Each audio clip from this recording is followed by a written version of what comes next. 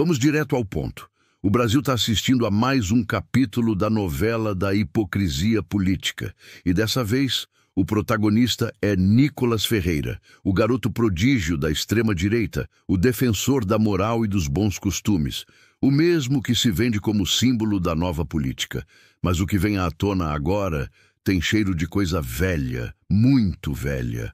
Porque quando surgem indícios de um elo entre o nome de Nicolas e o cartel Hardcore, uma das ramificações mais perigosas da máfia dos combustíveis, não estamos falando de uma simples polêmica. Estamos falando de algo que pode desmontar todo o castelo de pureza moral que ele tenta erguer diante das câmeras. É curioso como sempre são os mesmos que pregam honestidade, família e patriotismo, os que acabam mergulhados até o pescoço em esquemas de poder e dinheiro sujo. E o padrão se repete: discursos inflamados contra a corrupção, vídeos emocionados nas redes, frases prontas para arrancar aplausos fáceis de quem ainda acredita que existe pureza nesse tipo de política. Mas no bastidor, o jogo é outro. E o que está sendo revelado agora pode mudar completamente a forma como o eleitor vê esse ídolo da direita evangélica. O caso é denso. Investigações apontam que o cartel Hardcore, atuante no setor de combustíveis, movimentou milhões em fraudes fiscais e superfaturamento. E segundo informações que começam a circular, há indícios de intermediação política, gente com mandato supostamente ajudando a abrir portas, abafar denúncias e proteger interesses de empresários que vivem à sombra do Estado. E é nesse ponto que o nome de Nicolas aparece, não de forma direta, mas como figura presente em reuniões e doações suspeitas, o suficiente para acender o alerta vermelho. Mas antes que venham os defensores gritar perseguição política, vamos deixar uma coisa clara. O problema aqui não é só o possível envolvimento, é o silêncio, é o jeito como o deputado, tão rápido para comentar sobre tudo, agora parece não ter uma palavra para dizer sobre o caso. E isso é sintomático. Porque quando a moralidade é um teatro, o silêncio vira o primeiro ato da queda. E o que está em jogo agora não é apenas um nome, mas um símbolo. O símbolo de uma direita que se alimenta de indignação, mas vive da mesma podridão que dizia combater.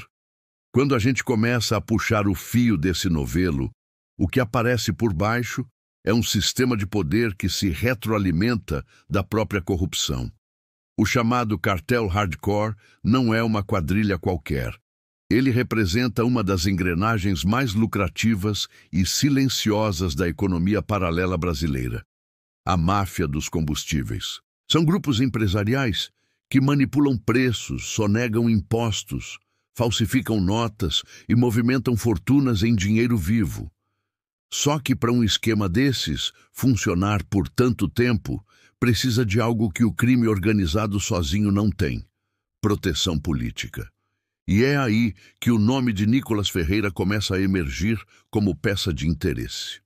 De acordo com documentos que começaram a circular em bastidores de investigações federais, há registros de encontros entre assessores próximos de Nicolas e empresários ligados ao setor de distribuição de combustíveis em Minas Gerais. Essas reuniões, algumas realizadas durante o período eleitoral, teriam como objetivo discutir apoio logístico e financeiro para campanhas locais. Em outras palavras, promessas de facilitação política em troca de apoio econômico.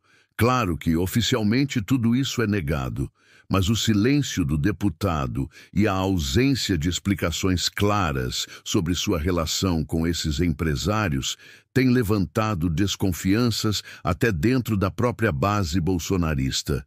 E o mais interessante é o contraste entre o discurso e a prática. Nicolas se apresenta como o inimigo do sistema, mas a cada nova denúncia parece mais integrado a ele. A retórica do jovem conservador contra a corrupção vai desmoronando quando o que se revela é um político cercado de figuras do velho centrão apoiado por grupos econômicos e agora com o nome citado num esquema bilionário de cartelização.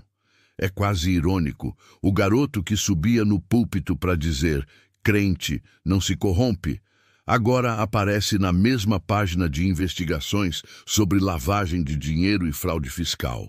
O caso Hardcore é pesado. Segundo dados preliminares do Conselho Administrativo de Defesa Econômica, CAD, o cartel movimentou cifras que passam de 12 bilhões de dólares nos últimos 5 anos, com operações que envolvem falsificação de notas fiscais e monopólio ilegal da distribuição em estados como Minas Gerais, Goiás e Distrito Federal. O esquema atinge diretamente o bolso do consumidor, já que manipula o preço da gasolina e do etanol para manter os lucros dos empresários e, claro, de quem os protege. E essa proteção política é o que sustenta a máquina. Sem ela, o cartel não duraria meses. Mas o que torna tudo isso ainda mais simbólico é o papel do próprio Nicolas dentro do cenário político atual. Ele é um dos rostos mais midiáticos da extrema-direita brasileira, um produto cuidadosamente moldado para gerar engajamento. Ele fala com o público jovem, usa a linguagem das redes, cria memes, provoca a esquerda e se apresenta como voz do povo de bem. É carismático, hábil diante da câmera e sabe como manipular as emoções do público. E é justamente por isso que o seu nome está associado, mesmo que indiretamente, a um cartel criminoso, é tão explosivo. Porque quando o símbolo da nova política começa a cheirar a coisa velha, todo o discurso desaba. E a ironia é que foi a própria direita que construiu esse pedestal moral, onde cada um de seus representantes é vendido como limpo, honesto e escolhido por Deus. Só que agora, com cada denúncia, a máscara vai caindo e o que aparece é um grupo que não só se corrompeu, mas que institucionalizou a corrupção como ferramenta de poder. E vale lembrar, Nicolas não é o primeiro, nem será o último nome dessa corrente. Antes dele, tivemos pastores presos por tráfico de influência no MEC, militares envolvidos com compra superfaturada de vacinas, assessores carregando barras de ouro e aliados condenados por fake news e lavagem de dinheiro. Todos parte da mesma engrenagem. A diferença é que agora o jogo está ficando mais perigoso, porque as investigações estão chegando perto das figuras que serviam de vitrine moral. Enquanto isso, a base bolsonarista tenta abafar o caso. O discurso é o mesmo de sempre. Perseguição da mídia, narrativa da esquerda, ataque aos valores cristãos. Mas o problema é que, desta vez, as provas não vêm de blogs ou perfis de oposição. Vêm de investigações oficiais. São dados de empresas, movimentações bancárias e registros que, se confirmados, podem implodir de vez o mito do deputado puro. E o povo? O povo continua pagando caro, literalmente. Porque enquanto o combustível é manipulado por cartéis protegidos politicamente, o trabalhador brasileiro paga o preço na bomba, no transporte e no custo de vida. A gasolina é mais cara, o diesel encarece o frete aumenta o preço da comida e o resultado é a miséria disfarçada de moralismo. Esse é o retrato real do bolsonarismo.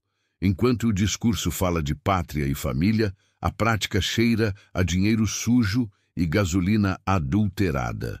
Nicolas Ferreira, símbolo máximo dessa hipocrisia, talvez nem precise ser condenado para já ter perdido algo muito maior, a credibilidade. E o mais irônico é que tudo isso está acontecendo enquanto ele continua fazendo vídeos para a internet, atacando a esquerda corrupta com a mesma empolgação teatral de sempre, como se o fogo não estivesse começando a consumir o próprio chão onde ele pisa. Então, para resumir tudo isso, o que a gente tem aqui não é só uma suspeita isolada contra um deputado midiático. Essa história sobre Nicolas Ferreira e o cartel Hardcore é, na verdade, um retrato do que o bolsonarismo sempre foi. Uma mistura perigosa de discurso moralista e práticas políticas sujas, travestidas de patriotismo e fé. Essa notícia não é sobre perseguição da esquerda, como eles vão tentar fazer parecer. É sobre a contradição entre o que dizem e o que fazem. É sobre o preço que o Brasil paga por acreditar em heróis fabricados à base de desinformação, marketing e alianças com o que há de mais podre dentro da estrutura econômica e política do país. Porque, veja bem, quando o bolsonarismo chegou ao poder, prometia acabar com a corrupção, prometia limpar Brasília, prometia acabar com o toma lá da cá. Mas o que se viu foi o contrário. Um governo que na prática ampliou o espaço da velha política, blindou os próprios aliados e criou um sistema paralelo de financiamento ilegal sustentado por empresários que se beneficiam de favores e omissões. O caso Nicolas Ferreira é só mais um capítulo dessa novela. Uma sequência previsível dentro de um roteiro que a extrema-direita repete há anos. E o mais curioso é o comportamento da base bolsonarista. Quando é alguém da esquerda sob investigação, o coro é uníssono. Cadeia, prisão, tem que acabar com tudo. Mas quando o acusado é um deles, o discurso muda. Aí é perseguição política, é narrativa da mídia, é a esquerda com inveja do sucesso do menino de Deus. Essa seletividade moral é o que destrói qualquer noção de coerência dentro desse movimento. O mesmo povo que aplaudia o fim da corrupção do PT agora fecha os olhos diante das denúncias que surgem dentro da própria direita. E é aí que mora o perigo. Quando a indignação se torna seletiva, a corrupção deixa de ser um problema ético e vira apenas uma ferramenta de disputa política. Na minha visão, o que está acontecendo é o desmonte gradual do mito da pureza bolsonarista. Durante anos, eles venderam uma imagem de integridade e fé. Um grupo de cristãos de bem lutando contra um sistema corrupto. Mas agora, as máscaras caem uma a uma. A cada nova investigação, fica mais evidente que a moralidade deles é apenas de fachada. E Nicolas Ferreira simboliza isso com perfeição. Um jovem deputado que se projetou no ódio, construiu carreira atacando minorias, zombando de professores, mulheres e artistas, e que agora vê seu nome envolvido em um dos maiores esquemas criminosos do Estado. E não, isso não é coincidência. Porque o bolsonarismo sempre teve uma relação íntima com o crime organizado, seja nas milícias do Rio de Janeiro, seja nos empresários que financiam fake news e campanhas de desinformação. É um sistema que se alimenta do caos e da mentira. Eles precisam que o povo acredite que todo político é corrupto, para que os seus próprios corruptos pareçam normais. Eles precisam demonizar a esquerda para justificar os próprios pecados. E enquanto o país se divide, eles continuam ganhando dinheiro, poder e influência. Agora, se as investigações confirmarem o envolvimento de Nicolas com o cartel dos combustíveis, o impacto político pode ser devastador. Porque não se trata de um deputado qualquer. Ele é um dos rostos mais visíveis da nova geração bolsonarista. Sua queda abriria uma fissura dentro do próprio movimento, enfraquecendo o discurso moralista que ainda sustenta parte da base conservadora. Seria um abalo simbólico, porque mostraria que o novo era apenas uma versão reciclada do velho sistema, só que com mais marketing e menos escrúpulos. Mas mesmo que ele saia ileso juridicamente, politicamente o estrago já está feito. A associação com a máfia dos combustíveis é, por si só, uma mancha que dificilmente será apagada. E a resposta dele, ou melhor, o silêncio calculado, apenas reforça a sensação de que há algo a esconder. Nenhum político inocente foge de esclarecer um escândalo desse tamanho. Nenhum deputado confiante em sua honestidade se cala quando seu nome é citado ao lado de criminosos.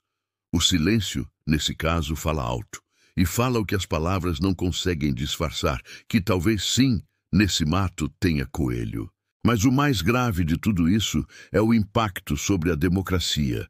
Porque quando figuras públicas que se vendem como salvadores da pátria se mostram ligadas a esquemas de corrupção, o que se destrói não é apenas uma reputação, é a própria confiança do povo nas instituições. E sem confiança, a democracia enfraquece. O descrédito abre espaço para autoritarismos, para manipulação, para novas ondas de desinformação. E é exatamente isso que a extrema-direita quer: que o povo perca a fé em tudo, para depois entregar a solução nas mãos deles mesmos. É por isso que eu sempre digo: o nosso papel, enquanto cidadãos conscientes, é questionar. Questionar o que a mídia tradicional diz, mas também questionar os novos influenciadores da verdade, que surgem travestidos de políticos salvadores.